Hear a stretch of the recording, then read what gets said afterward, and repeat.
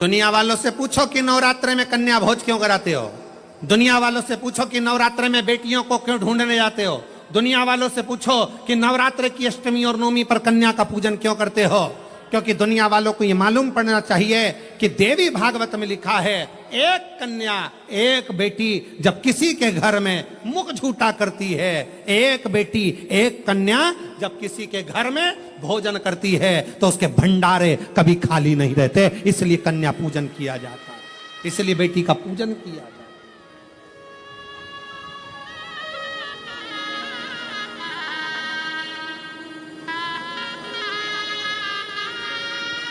और आज के जमाने में लोग मंदिर में जाकर भगवान से कहते हैं, भगवान ओ भगवान हमारे घर में एक बेटा दे दो, एक बेटा। और बाजू में खड़ी हुई लक्ष्मी जी नारायण जी से बाजू में खसक के बोलती है, कितना मूर्ख है, बेटा मांग रहा है। और रोज मंदिर में आकर कहती लक्ष्मी दे दो। और बहू को चाहिए क्या, जम के बोलो बेटा। और रोज मांगती क्या है, बोलो लक्ष्मी। तो एक काम कर, बेटा दे दो, लक्ष्मी मत देना, लक्ष्मी मत देना। अब अपन भी देखें कि बेटे से काम चल जाए क्या। और मालूम पड़े बेटा हो गया 32 साल का, माँ के पूरे बाल सफेद उड़ गए, सफेद। उनसे पूछो काय का टेंशन, इसको कोई लक्ष्मी नहीं मिल रही है, इसकी शादी, इसको कोई मिल रही, इसकी शादी कर। लक्ष्मी जी से कहा आप जाओ ना, इसके घर में शादी करना है बेटे की कोई लक्ष्मी। तो इसने मांगा ही था कि मेरे को बेटा दे दो, बेटा दे दो। लक्ष्मी नहीं मांगी थी, बेटा मांगा था। तो कोई तो इसके घर में शादी करेगा। तो कहाँ करेगी, आएगी।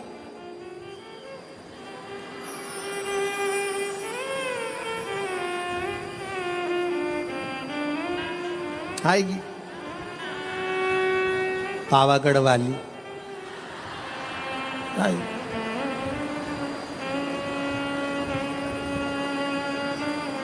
तुलजा आई, इसके घर में आई, फिर आई, फिर सवेरे शाम सास रोज आरती गाएगी।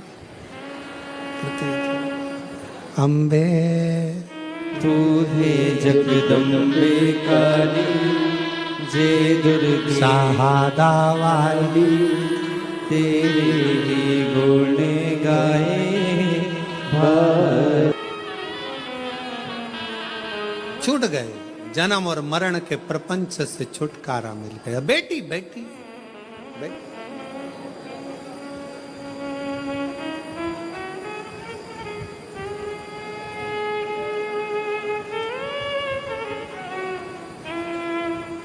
शिव पुराण कर रही है, भगवान शंकर का चरित्र कर रहा है। कात्यायन ऋषि ने पूछा कि मुझे जन्म मरण के प्रपंच से छूटना है, क्या करा जाए।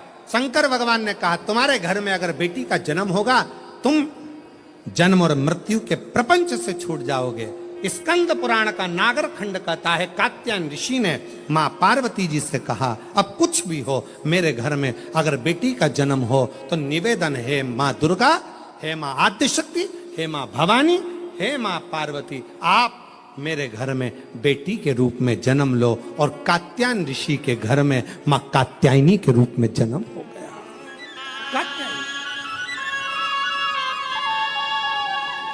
बोल कात्यायनी माता की।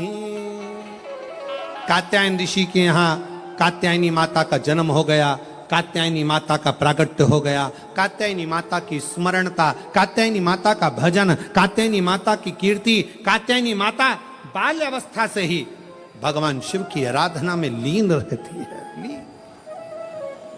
कात्यायन ऋषि उनको देखते हैं, देखते।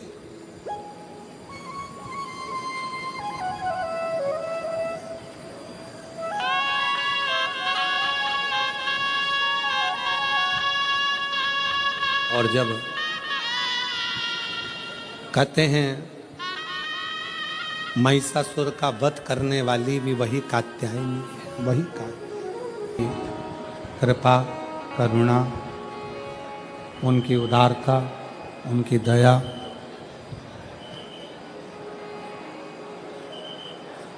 ऐसी तपतपाती हुई गर्मी, धूप और उसमें भी लाखों की संख्या में आए सभी शिव भक्तों की अटल श्रद्धा को और विश्वास को प्रणाम करता हूँ, नमन करता हूँ। जो आपका विश्वास, आपकी श्रद्धा, आपका भरोसा दृढ़ हुआ। और पहले भी कथा में कहा है कि शिव विश्वास का एक प्रतीक है।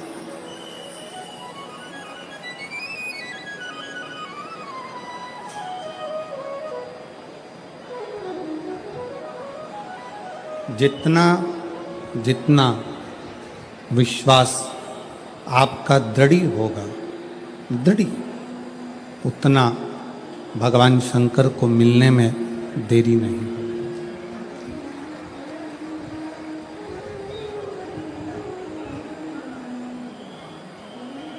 शंकर भगवान के मिलन का सबसे मूल बिंदु है आपका विश्वास, आपका भरोसा, आपकी दृढ़ता। और जिसने भगवान शंकर पर विश्वास करा है, भरोसा करा है, दृढ़ता करी है, वो जगत में कभी डूबा नहीं, कभी हारा नहीं।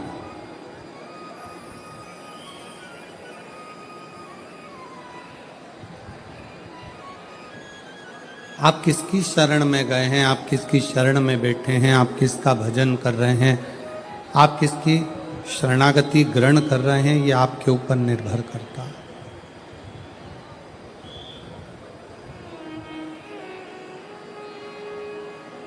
आप किसकी शरणागति में हैं, ये आपके ऊपर निर्भर करें।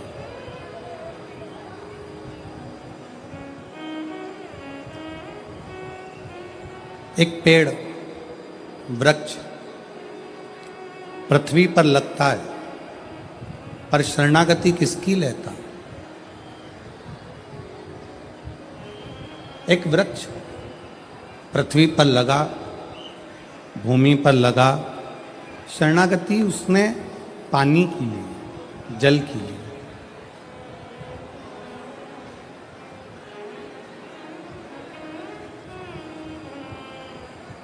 वृक्ष से पूछा गया कि ये पृथ्वी है, आकाश है, जल है, वायु है, आपको सबसे ज्यादा जरूरी शरणागति किसकी लेना चाहिए?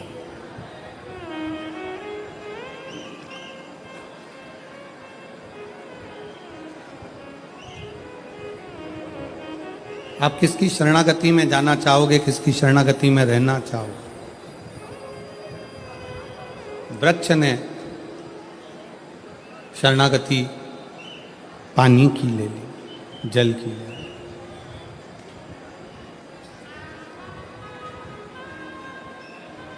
अब शिव महापुराण की कथा कहती है, आप जिसकी शरणागति ग्रहण करते हो, आप जिसकी शरणागति में रहते हो, आप जिसकी शरणागति लेते हो, वो आपको कभी भटकने नहीं देता, कभी डूबने नहीं देता, कभी गिरने नहीं देता।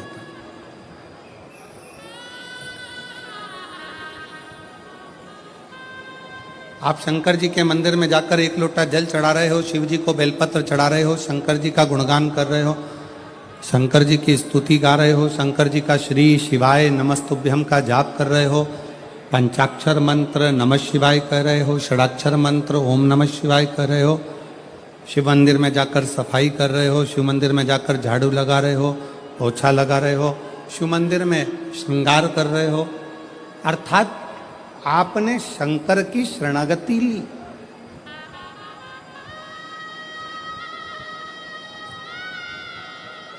ये शिव महापुराण की कथा आप लाखों की संख्या में चाहे टीवी पर सुन रहे हो, मोबाइल पर सुन रहे हो, चाहे शाहदा की इस पुण्यमय आनंदमय भूमि पर श्रवण कर रहे हो, ये शरणागति ही तो है।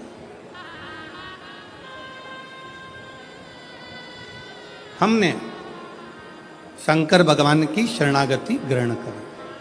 शरणागति, पेड़ ने, वृक्ष ने पानी की शरणागति ली, जल की शरणागति ली, तो वृक्ष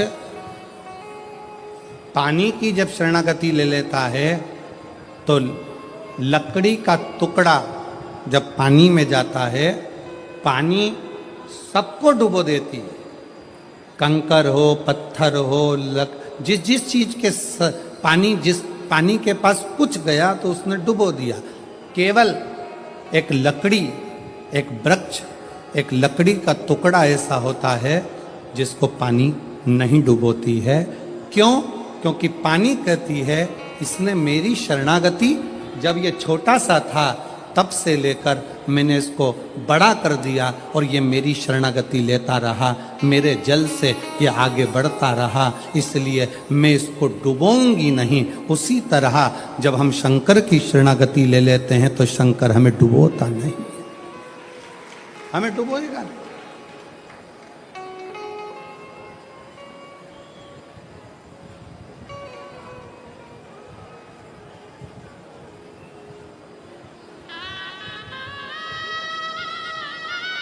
जल की शरणागति लकड़ी को नहीं डूबने देती है, शिव की शरणागति मनुष्य को नहीं डूबने देती, वो डूबने नहीं देती, बच। शिव की शरणागति, भगवान शंकर की शरणागति डूबने नहीं देती। अब डूबोगे नहीं,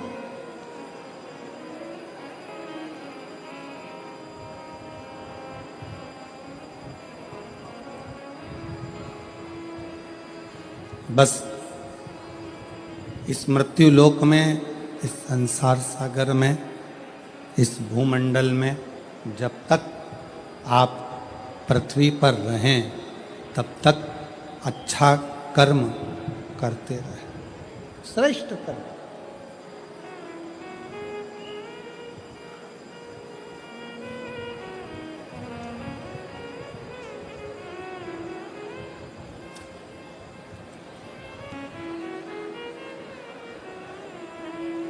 आप अपने आप हो जाता है।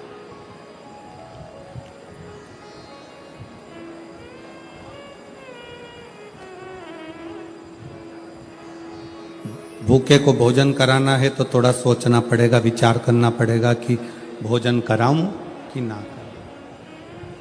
प्यासे को पानी पिलाना है तो सोचना पड़ेगा, पिलाऊं ना पिलाऊं।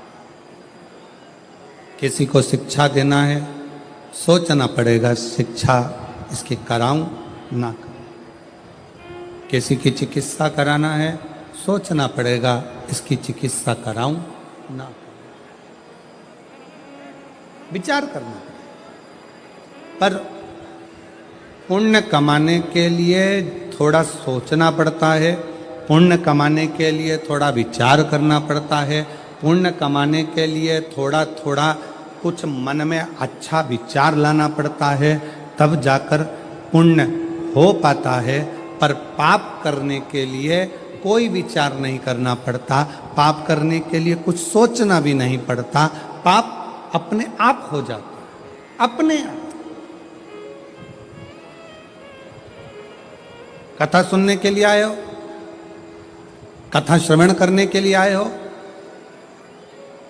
घर से चले थे ये विचार कर कर चले थे कि मुझे कथा सुनना है, आज कथा का चौथा दिन है, शिवरात्रि का दिन है, मैं कथा सुनूंगा, सुनूंगी। और मालूम पड़ा कथा सुनने के लिए पहुँचे और गेट के पास में आकर, दरवाजे के पास में आकर जब तुम्हें कोई अंदर नहीं जाने दिया तो क्रोध आ गया, गुस्सा आ गया, चिड़चिड़े हो गए, धक्का दिया, अपशब्द किया, ताने दिए, गाली दी। अब मालूम पड़े आए थे पुण्य कमाने के लिए और इतना सारा झोला भरकर पाप लेकर अपने अपने घर को चले गए। तो फिर पाप कर्म अपने आप होता। पाप के लिए सोचा नहीं जाता।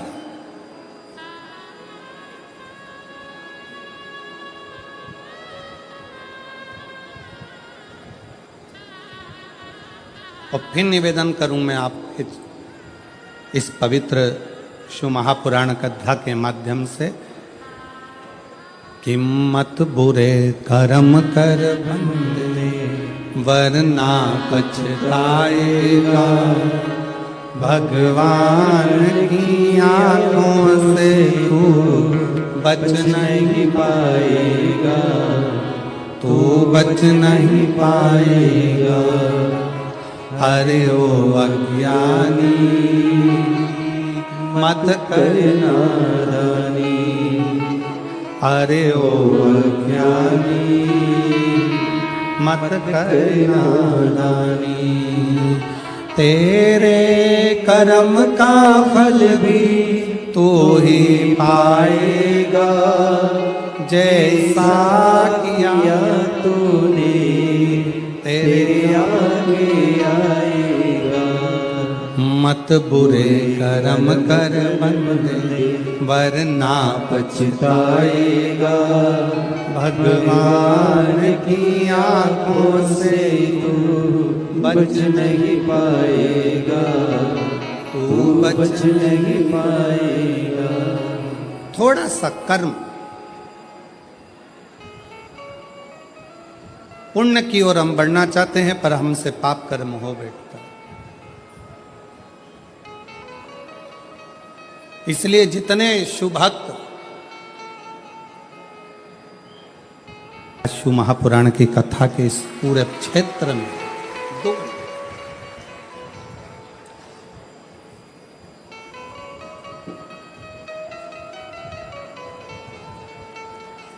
आप आए हो पुण्य को एकत्रित करने के लिए। ना जाने वो तो शाहदा वाले उसको ढूंढा, जगत में ढूंढा, जगत में।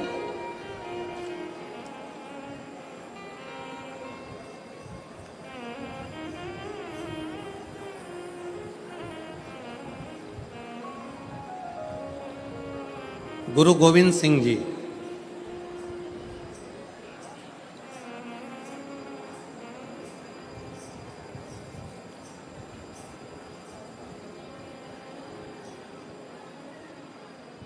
जिनसे पूछा गया